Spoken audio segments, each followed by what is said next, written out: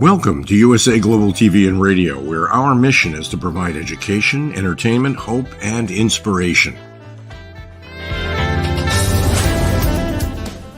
USA Global TV and Radio connects you with experts and audiences all around the world every single day to help you succeed in business and to live a richer life.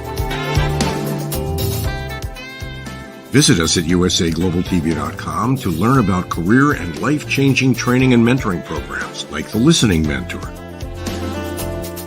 Subscribe to our newsletter to stay informed about our special programs and offers.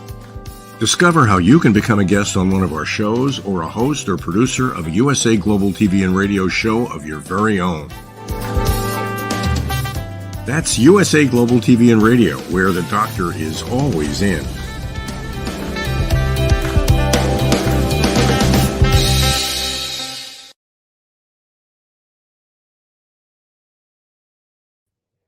Hello, everyone. Welcome to USA Global TV and Radio. I'm Dr. JACALYN KERBECK, and it is my honor to host this show, the Listening Mentor program. And we are going to be focusing on unlocking the power of listening skills in your work from home routine.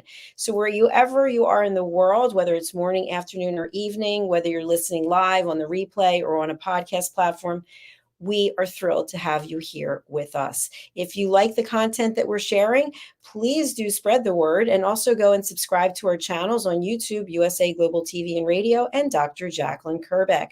Now, let's welcome the star of our show. Her name is Caroline.heward, and she is in the United Kingdom. And she's known as the Harley Street stress expert, helping people bust their stress. She's also one of our expert presenters on Talking Heads, and she's also a TV show host of The Woman's Prerogative, episode 2. I'm sorry, show number 2. We have 2 shows each week. We're on hiatus for one, but that will be coming back hopefully soon. So let's welcome Caroline to the program. She's here with us right now. Hello. Hello. hello. I got tongue-tied for a moment there. So there's so many things I do. I didn't realize. I know. It's an absolute pleasure that you're here with us today, especially on this show, The Listening Mentor, where we are bringing unscripted conversation and dialogue in the effort to help people learn how to find some peace, inner peace, and have better and more effective conversations and relationships. Caroline, tell our audience who's joining us for the first time a little bit about why you're so passionate about helping people. Thank you, Dr. JACALYN. I'm passionate about helping people because most people don't realize when that they're stressed and they're suffering.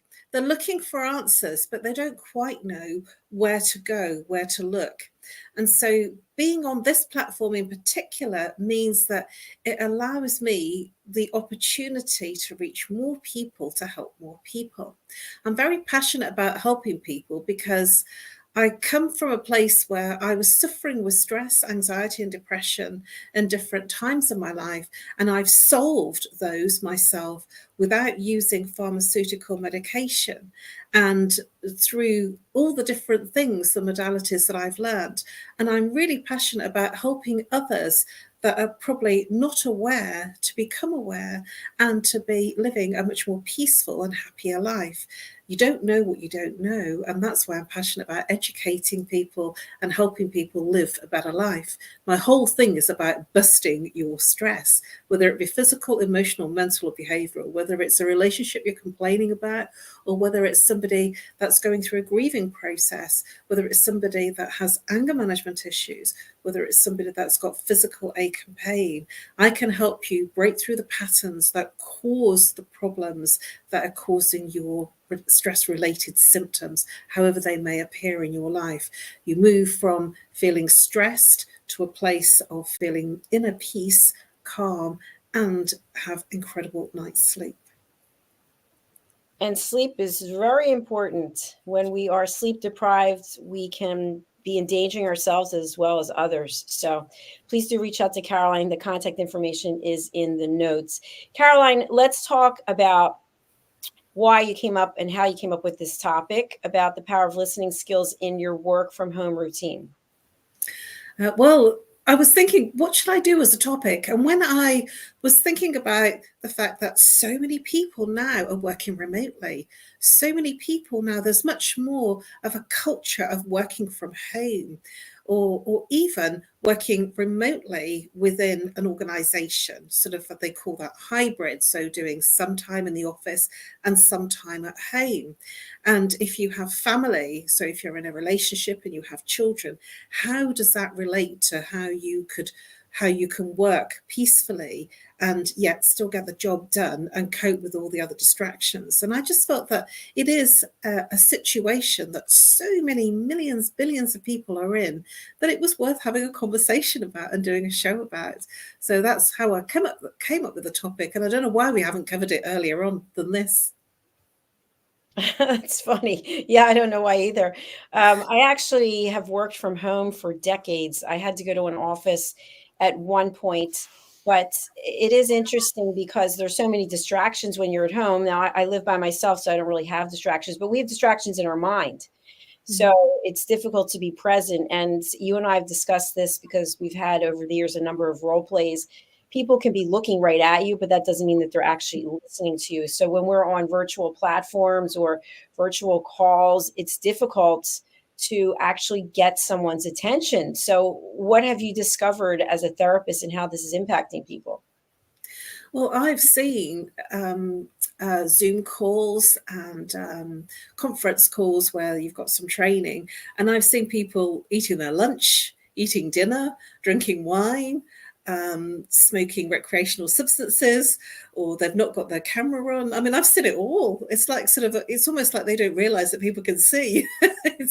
And so that it's almost like it's become a more relaxed, almost like they're watching the telly, and so they're doing all sorts of other things, and they're just hopping up and putting the kettle on and making a drink. I mean, I was in a 1 hour networking meeting that was a business forum, and I did 2 meetings. And in the one meeting, it was an all ladies meeting, and there was they did breakout rooms, and so there were 4 of us. And both times that we were in the breakout rooms, there was someone that when I began to speak and had my kind of 3 minutes, that somebody got up and disappeared, didn't apologize. And so I did my bit, and then they came back. And then on the second time that we had 4 of us, that somebody just got up, didn't say anything. And then when I'd finished my bit, they came back to the camera, and I just thought it was really odd. I didn't feel very good about that experience, and I'm not going to go back. And I'm wondering whether to give that feedback to the organizer of the meeting.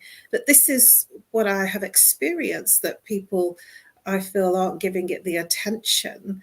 And that was something that, it was a very dedicated hour. But this is something that I feel is going on, that people will not go on camera because they're maybe doing their ironing, or maybe, having lunch or dinner, or they're doing something else. But you can't listen and be doing whatever you are in terms of that online forum.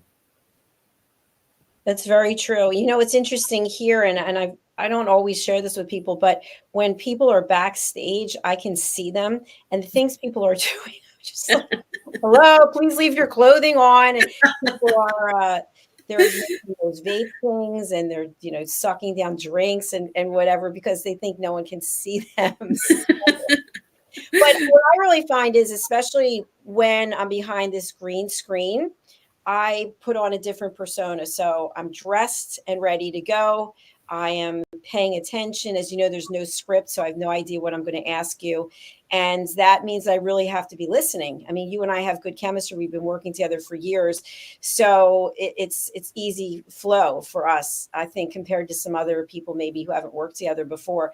But I think when you are multitasking, which I used to say, oh, I can do 6 things at the same time. Yeah, I guess I could, but I wasn't doing them too effectively. So can you discuss a little bit as a therapist, even when we think we're really being successful by doing numerous things at the same time, how that could come back to bite us?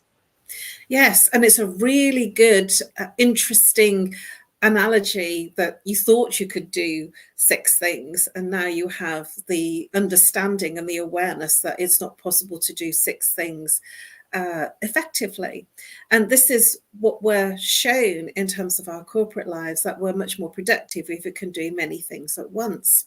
But in my training and in my many years of training and therapy work, I have now the understanding, and I've worked it out because I sort of thought, well, if I do admin, then I'm very quiet and calm and focused and looking through the paperwork, and it gets done, and it gets done very efficiently. Now, if I get a phone call while I'm doing that admin, I can get thrown off. I'll do the phone call, have all the attention with that person, forget where I am. And I certainly did it yesterday, where I was filling in a form. I did a really nice email to send the form off to a company that I'd been speaking to that day. And they came back and said, oh, it's really lovely to chat to you. We don't seem to have the attachment. Could you send it for us to look at, please? And so then I felt really silly. And that was because I got distracted by a phone call, and then I forgot, and I just sent the email. So I don't believe that you can do many things, because it's easy. If you're a juggler and you're juggling all the balls, it's very easy to miss one and lose one. Now, one of the things that I learned is that if you put different and similar tasks together, you get more done. So if I do admin in terms of going through my invoices and going through my accounts, I do very well and it goes through quickly. But if I stop and then do something else and go back to it, I slow up. Or if I do a different type of task, then it takes hard to get into the rhythm of it. So it's sort of like, and I've learned that through doing it. If I sort of stop, start and do different things, 2 or 3 different things, then the energy momentum of doing that one job, that one task, loses momentum. And so I lose time. And also in my training, I have learned and discovered that it takes 20 minutes to change from one task to another, one energetic task to another. So if I'm doing admin and then want to do something else that requires my attention in a different way, you almost have to energetically align with that new task and that new thing that you're going to do. And so you almost are not very productive for the first 15, 20 minutes, and then suddenly you get into the rhythm of it. And so if I'm interrupted with a phone call, for instance, and I have that phone call and I think it's a break, when I go back to my accounts, it just takes me longer to pick up where I left off. And that's not just, for me personally understanding that and experiencing it. This is what happens. And so I find that putting all different tasks in one day not very helpful. So if you do admin, and I call my days, I'm having an admin day, and I just roll through it and it all gets done. Or I take an admin hour and I just do admin, and it's very productive and I'm very attention to detail. But then when I'm in a call, I'm in a meditational state. So it is about making sure that you use the time wisely and you get more productive if you're focused in one task. Very, very true. And, I just want to add for our audience that I actually conducted a role play. I've done this in teaching courses in person as well as online, where there were two people and I instructed one person to do something like write down the 50 states in the US. And at the same time, someone would come behind them and talk to the back of their head. And how many states could they get right? And how much information did they glean from what the person was saying? And then how did the person who was talking to the back of their head feel about talking to the back of their head? And it was really eye-opening for some people, because people think that you can hear someone when you're doing something else, but if you can't focus on two things at the same time. And I think that's where people start to struggle, because they feel that they're not heard, or they're not succeeding in their work, for example, because while they're at home, they secretly have the television on, maybe on the other side of the computer, or someone's talking to them or waving to them, or they're looking at their phone, and then mistakes happen because they're not fully present. So what are some of the positive suggestions that you have for people who are working from home and they want to do a good job, but at the same time, maybe they've got attention deficit order? Maybe they have anxiety or mental health issues, and it challenges them to be fully present when they're not really able to be. Well, it's so important to make sure that you are fully present when you're working for somebody. And there is challenges with employers and companies maintaining high productivity. And there are different ways that employers check in. I've heard of some employers actually checking keystrokes per hour of how their employee is working away from their offices and remotely. And so one of the things that I would suggest, and I've certainly sort of done this myself, is set a target. If you've got a certain amount of things to do, if you were working, how far would you get in your company environment? How much would you get done? And almost, block everything else out and treat it as if like this is an extension of your office, and that you're not going to nip downstairs, if your office is upstairs, which mine is, nip downstairs, put the kettle on, make a drink, and then, chat to your partner or the children, and then go up half an hour later, because we wouldn't do that in our company and our environment, within our working environment in the business. So it is important to be respectful of what it is that you're doing, of not only the person that you're working for, but your time, because you can be far more productive if you set yourself a stall of what you want to achieve. And certainly that's how, working from home myself, I'm not working for an organization, I'm working for myself. But when I set out to achieve something, and then something comes in and I have to drop everything, and it might be a personal issue that I have to deal with, then I drop everything, and then I focus on that, get it done, and then pick it up again. And I feel that, to be target driven, to be mindful that you are working for a company if you are working remotely, and to set yourself targets in terms of how much you want to achieve within each hour, what tasks that you want to achieve within each hour, and then keep an eye on it in terms of timing. If you're at the computer, there's always a little clock in the corner of your computer that you can check in and make sure that you are adhering to getting your results through your timing and getting everything done. So it is about being vigilant and being focused. And you can't be focused sometimes if you have the TV on. I have complete silence. I used to work with a radio on a long, long time ago, but I now work in total silence, and I just get so much done. And the other thing that I do, which if you're working for a company is probably not a sensible idea, I get a lot done at night. So if I work from, say, midnight to 3 a.m, I get more done in those 3 hours than I would if I was working 12 till 3 in the afternoon, because there are no distractions and it's much, much quieter. But I'm not suggesting that you do that. That's just something that I have worked out for myself. If I have some things like admin to do, that I can do without distraction. Very true. And I think something else, because I remember this when I was in corporate, you come into the office. I'm going to give a different example, I suppose, from being home, but you come into the office, you go into the conference room, you sit at the table.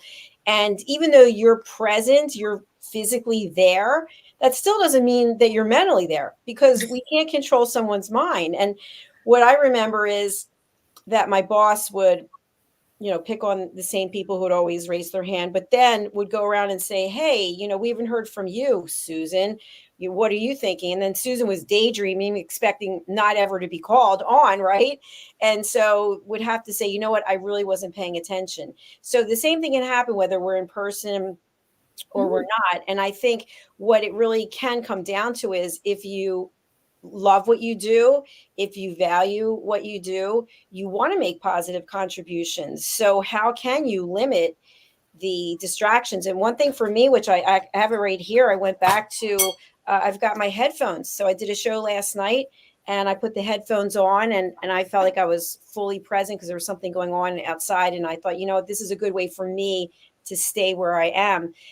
Interestingly, because when I'm hosting, I'm also producing. So I have to be aware of, other things that are going on. So it's like, I'm not 100% either, because I'm doing two things at one time. So if you are someone who is doing two things at one time, and I'll give an example. Let's say you are a team member in corporate, you're working from home, but you're also a team leader. So you're a leader in one aspect, and then you're a contributor in another aspect. So sometimes it's like you're wearing two different hats on the same call. Well, that's management. That's how management works. You've got to have the two hats. You've got to have the team player, and you've got to have the management hat on. And that's, that has a variety of skills, people skills, and time management, and managing what you need to do specifically personally as a manager, as a team leader, and what your requirements in terms of being a team player.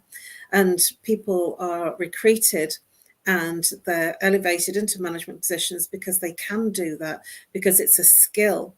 And I don't believe that, and although in the UK particularly, there is a lot of people that because they're good in one aspect, they tend to get promoted to being a manager, but the management job is quite different to doing what they were doing previously. And so they're not as adept, because to be a manager, there is a certain amount of skills, people management skills, and much more active listening skills that maybe a team member might not require to do the role that they're doing in the way that the manager would.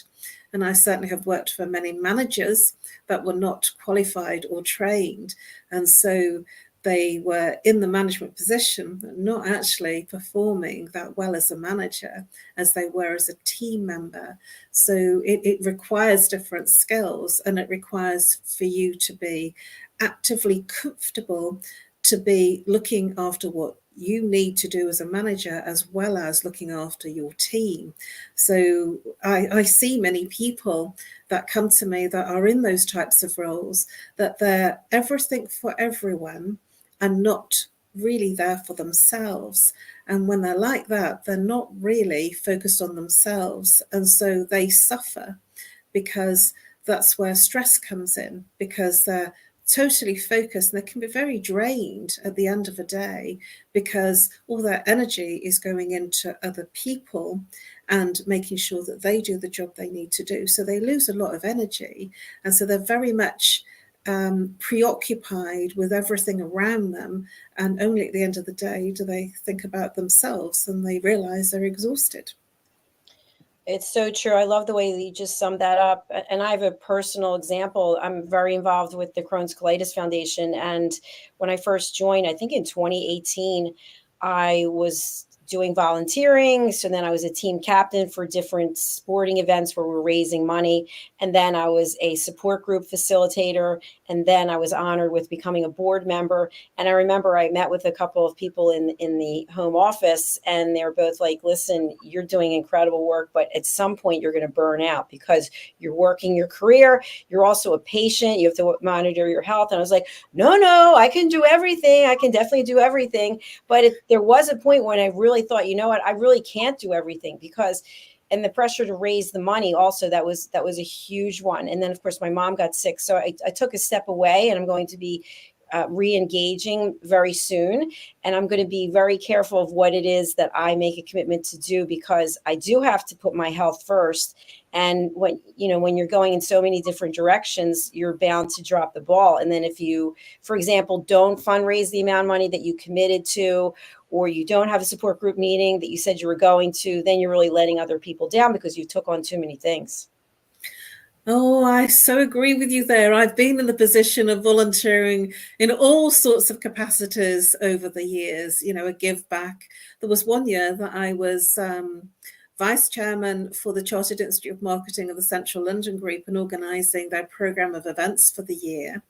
And reporting directly to the head office as well as my chairman. And I was the one that was kind of doing all the day-to-day nitty-gritty, and this was voluntary and unpaid. I was also managing a ladies networking group that met in Mayfair, a lunch group once a month. So there was a lot of work to do with that, and it was all voluntary and unpaid. And I was also looking after a breakfast group and chairman of that in the same year, as well as doing some stuff for another organisation that was a personal self-development organisation. And I was wearing different chairman's roles for that. And so it was fun, it was good, it was, and I did it all. But when I stopped, I realized that I was exhausted. I had to kind of reel myself in. So it can give you an adrenaline kick, which is what I had. And I really was enjoying it. But then when I stopped, I realized that I hadn't really got enough energy, and I was working off my adrenals, and I was quite tired. And so when I stopped all those different roles, and so it's very easy to just get caught up because it gives you a buzz, it gives you a thrill. My mum always used to say to me, you're always doing this, that, and the other. Why don't you just stop and focus on one thing? But it just gave me it gave me the thrill. And it was something that I feel kept me energized and kept me young. But as I've got older, I think that you have to cut your cloth accordingly, and you have to say, well, I can't do too many things. And because as soon as I commit to doing a voluntary role for somebody, I'm all in. And that's what one of my ex-boyfriends said, you're either all in or all out, you're not in between. I will do everything with bells on. And if I don't have the time, then I get frustrated and I get annoyed that I can't give everything that I want to give, and I don't get the results. So I'm very careful now, because I do like that little bit of volunteering because it gives me a buzz. Yeah, it's so true. And thanks for sharing your personal story as well. It's very meaningful.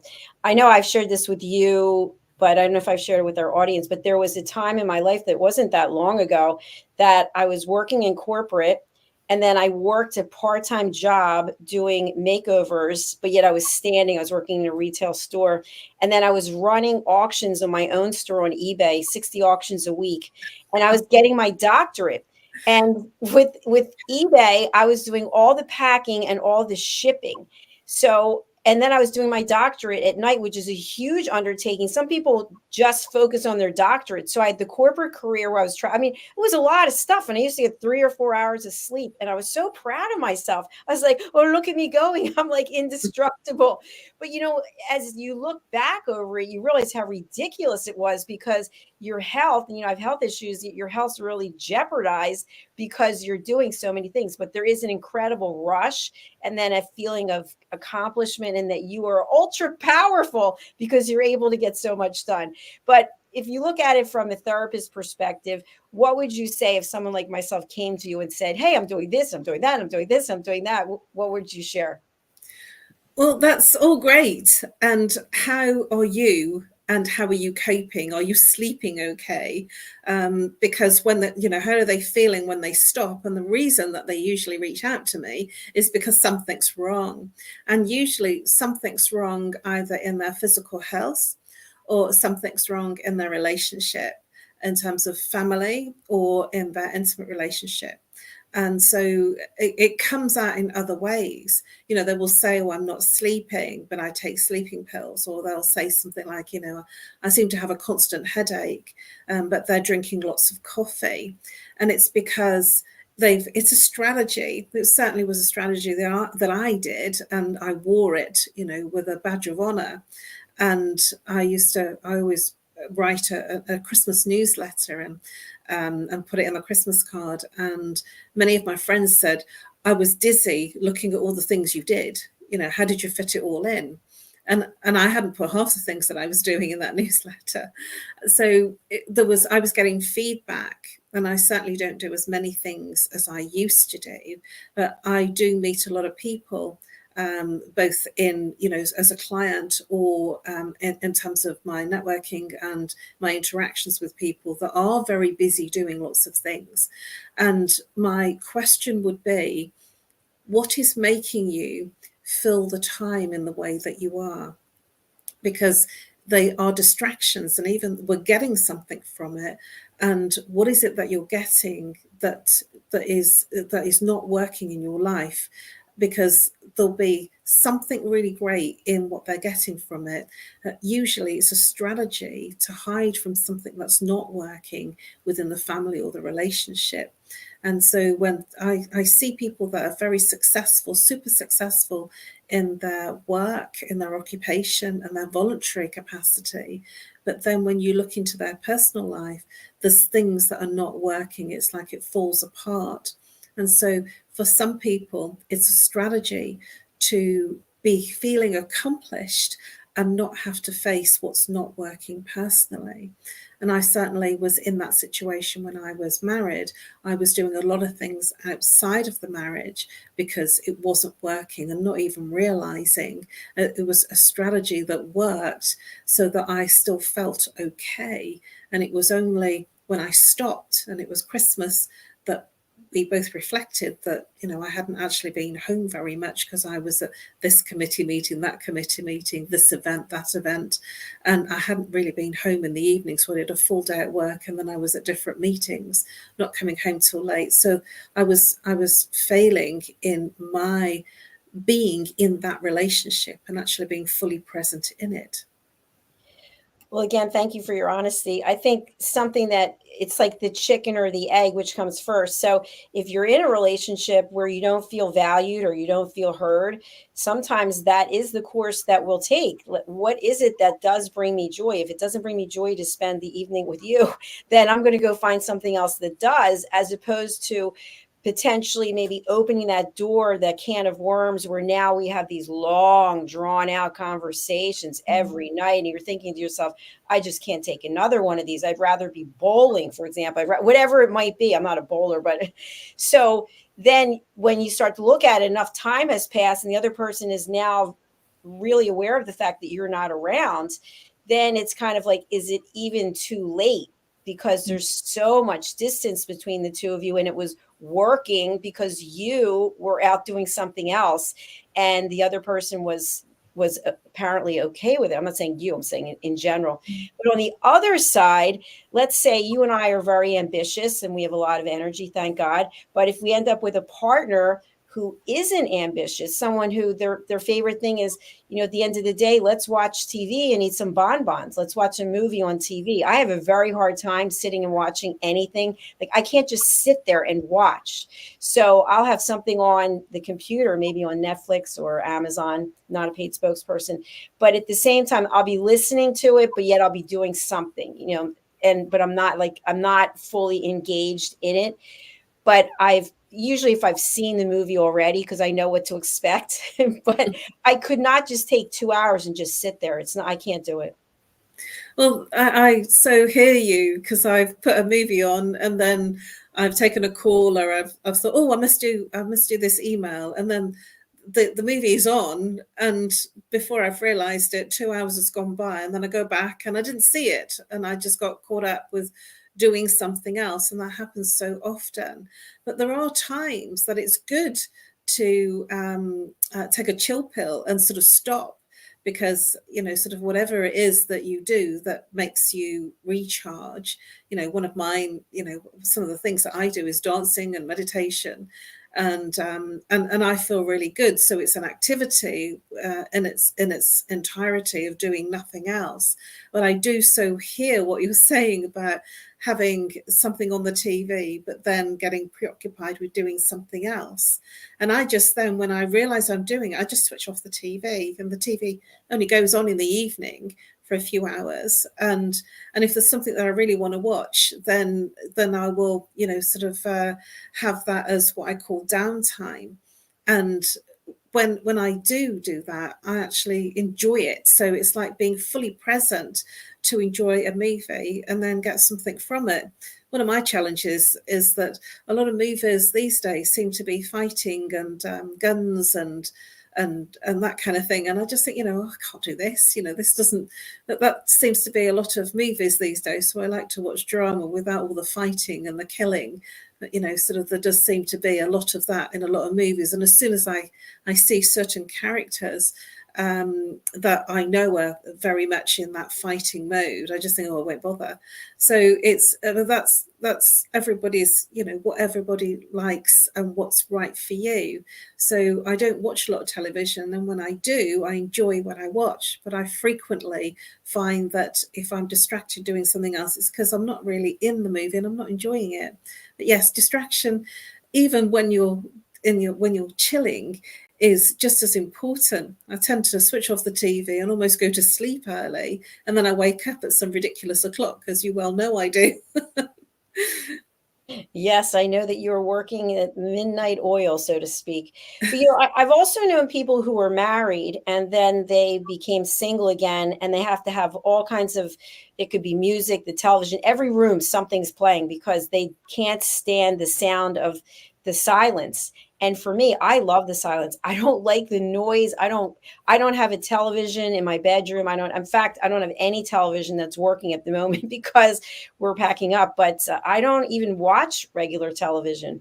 I don't know. I don't want all those commercials. And I just feel there's so much negativity out there. I'd rather listen to something like what we're talking about, something on our platform.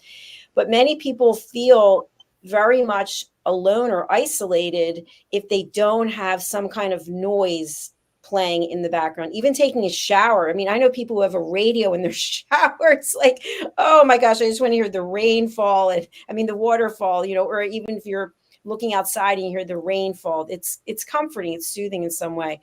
But we're coming to the last part of our show, so I'd love to have you share anything that we didn't discuss today that you think is important for people who want to learn, who want to have a more peaceful life, who are working from home. What do you have to share? Thank you, Dr. JACALYN. God, that went really quickly, didn't it? Boundaries. I want to talk about boundaries within working from home. And like we've just shared, the fact that I will work, later. And that's because I live alone. But if I was in a relationship, I might be a bit different and have more formal hours where I switch out and stop.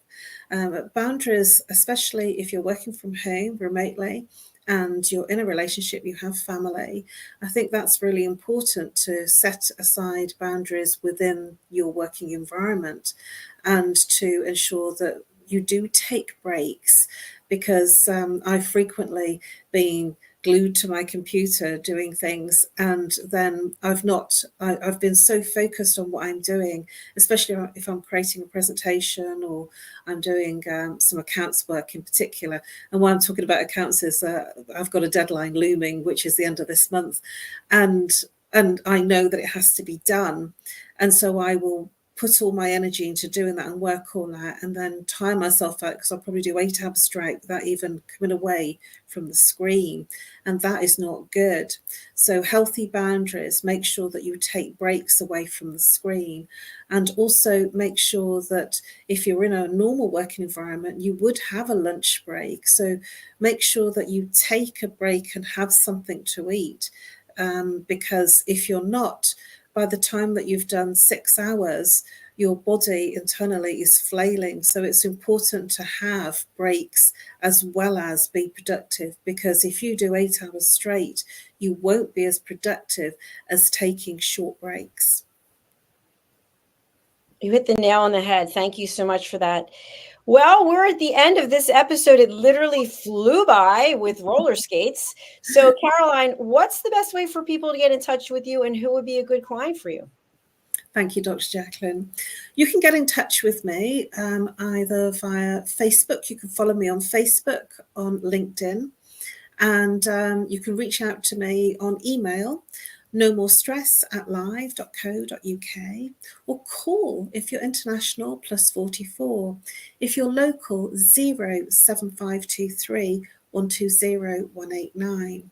The kind of person that I would love to help is the kind of person that we've been describing, that's very distracted, very productive in work, and then finding that they're not able to relax, or they have physical pain in their body, not sleeping, or they're having any relationship difficulties or family difficulties. Also, a really good client for me, and something that I have a lot of attention on, is that we are in Mental Health Awareness Week. And so I would love to speak to the medical world in terms of providing talks for people within the mental health world, for the doctors, nurses, as well as patients, in terms of how they handle their stress, their physical, emotional, mental stress, because I know that what I share will really, really benefit you. And so I'd love the opportunity to speak to doctors, nurses, and people that are suffering within their environment of work, because they're either looking after patients or they're suffering themselves with the kind of hours and the intensity of work that they're doing. Thank you, Caroline. Please do reach out to Caroline. I can tell you that she is a master at what she does, and you will have lots of peace and beautiful nights of sleep.